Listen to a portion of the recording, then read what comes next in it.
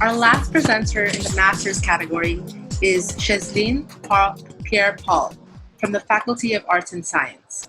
Chesline is pursuing a Master of Arts in French Studies. Her thesis title is Online Transracial Oral Indigenousness, and her 3-minute thesis title is Positive Visibility.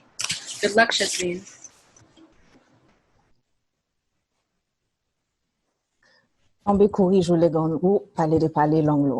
So as you know, this is not French, and this is not English. This is my beautiful native indigenous language, Haitian Creole.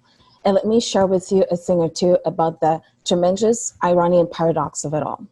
So those words I just used, they're one of the most iconic pieces of our most contemporary indigenous literature. It's from a novel called Des Affaires. So that's what you saw on my slide. And here is where the irony and the paradox starts. On one hand, you need to recognize that very few native Asian Creole speakers can actually read and write in their own indigenous language.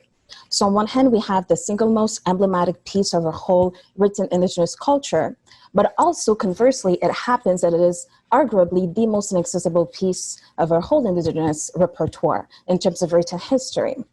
And then, for good measure, also factor in the fact that Haiti is a country that houses the largest Creole-speaking community in the whole planet.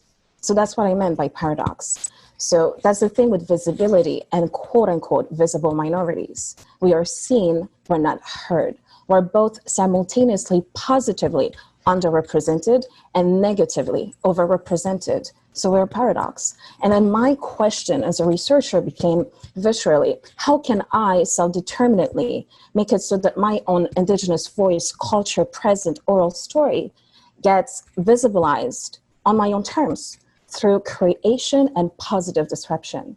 And then my answer came to me as, so in other words, get your stuff together and show them. So right now I'm doing my master's in translation studies, and it's a creation research project where I will be with my team of self-translators, collaborators, and storytellers, taking our own iconic pieces of indigenous knowledge orally, and then sharing this with you through a platform, and would be shareable, like free downloadable tracks that you can use, kind of like a music album.